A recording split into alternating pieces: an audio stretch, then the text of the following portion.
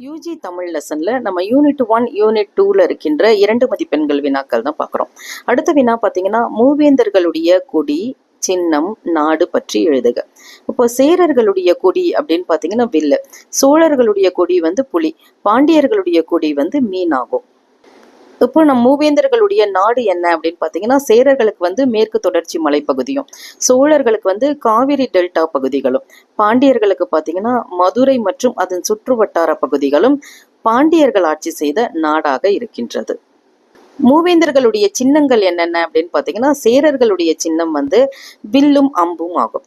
சோழர்களுடைய சின்னம் வந்து புலி, பாண்டியர்களுடைய சின்னம் இரட்டை மீன், அதாவது 2 மீன்கள் இருக்கின்ற மாதிரி இருக்கும். இதுதான் பாண்டியர்களுடைய சின்னமாக இருக்கின்றது.